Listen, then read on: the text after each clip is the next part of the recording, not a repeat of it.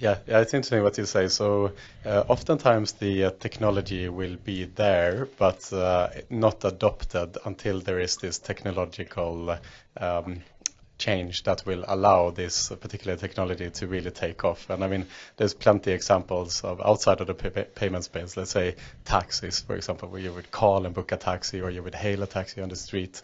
But it wasn't until the iPhone came around where you could actually then book the taxi then and there from an app, an Uber, and it would come to you. And all of a sudden, the taxi landscape 10x overnight. And you talk about NFC, for example, where the technology was available from the 90s, but it wasn't until later on when the technology actually took off.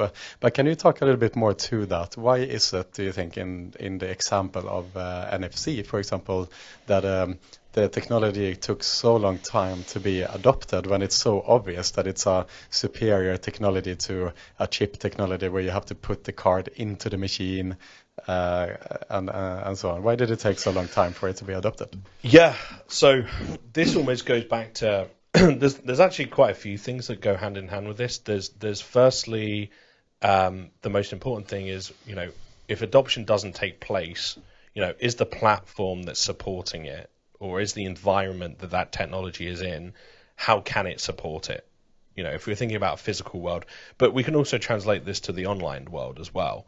And, the brands that we talk about that are fast to adopt payment or a new method or type of transactional payment generally are the ones that experience that 10x moment, because they're coupling that together with their great technology, alongside this new way or new method of making payment, which is really sort of generating that incredible sort of rise to fame, if you like.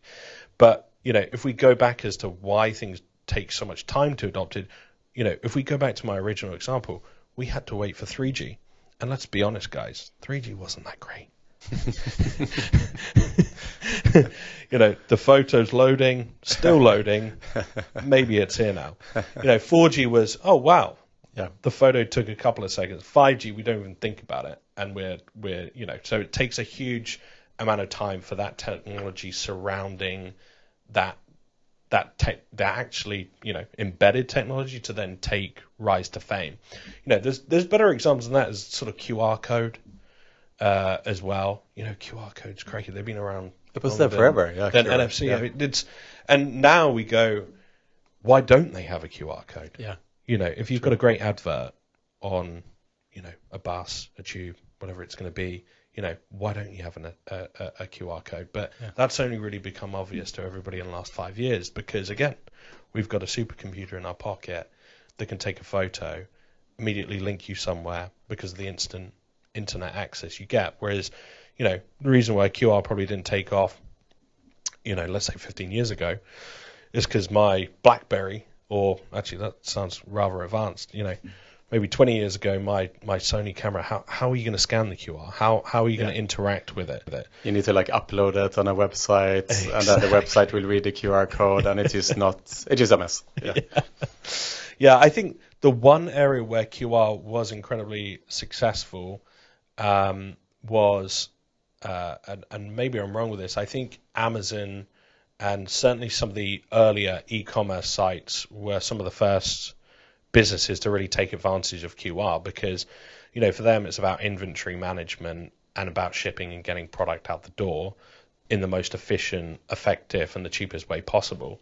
And instead of having sort of names for things and identifying things through sort of lines of digits, if you can scan something and it's going to give you an instant answer to something, that's a far better way of tracking an item or seeing an item compared to, other technology, shall we say. Yeah. So there have been sort of those points where it's been popular elsewhere, but only becomes popularized in another way, or in another space.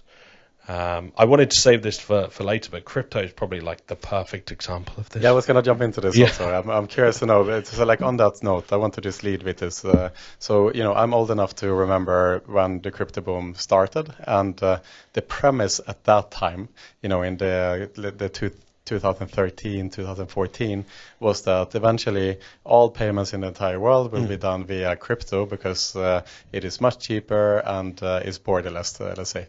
I think now like moving forward now into 2024, it seems like the premise is changing more to crypto, or particularly Bitcoin, being a storehold of wealth more. The network is slow, it becomes more expensive when more people transact on it, and so on and so forth. So I want to, so in the last 10 years, the space have trying to find its space and its use as this new mode of transaction. So I'm keen to understand a little bit better from your perspective.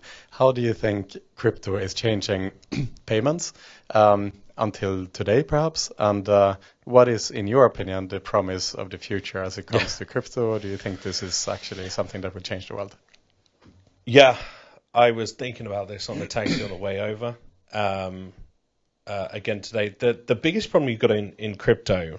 Let's forget about the technology just for one moment. Before we start going into the blockchain and possibly why it's not as fast as it could be. Nobody knows. No one on the street, if you go up to them and go, how much is 10 Doge? Nobody knows. How much is 10 Solana? They only know if it goes up or down, if they actually understand the currency. But nobody knows, the exchange rate today between Doge and Solana is X. No. It's just has no logical compatibility to our actual world that we live in. So with all of these cryptocurrencies that are Bitcoin, Bitcoin, $100,000 US. Have you seen what that looks like on the screen when you go to pay for something? It's point, and then you're sort of falling asleep by the time you actually get to the decimal point of the value of the transaction. So it's just nobody's ever going to remember this, right? Us as humans, it just doesn't fit with our world. So we can't fit into that.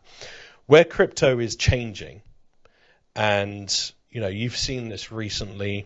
Certainly if you see Stripe, they acquired Bridge, which is a fairly major move, and also has a lot to do with, I think, the incoming president of the United States is certainly far more favorable to cryptocurrency than some of his predecessors, and other parts of Europe, etc. This sort of movement now actually is more towards stablecoin, because what $1 is, or $10, it's $10. So the biggest problem in crypto has always been, okay, how much is it? How ubiquitous is it to then make that transaction? The making of the transaction in crypto as well is also not quite there. There needs to be more, I think, focus on, if we could have a blockchain that could simplify really that capturing of the information in a lot better way, securely, maybe not just through a line of digits from one wallet to another, that there needs to be a better sort of interface, in my personal opinion, for that to increase its overall sort of market share. And also there needs to be more of a standardization. So a lot of people in crypto, the biggest sort of problem they've had is that, we're on the island of Malta today. They have put in place a framework, a pretty good framework as well. Certainly, one of the highest standards across all of Europe. But if you go into the US, state by state, it's totally different as to what the rules, regulations, whether or not I can actually go and purchase, crypto with my bank card.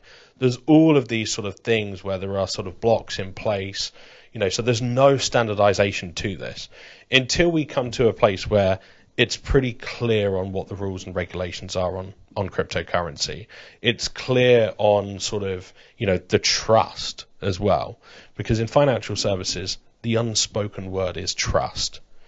And without it, unfortunately, we still have the headlines, FTX, Sam Bankman-Fried, why you would want to trust all of your money with a 27-year-old curly-haired guy that doesn't shower.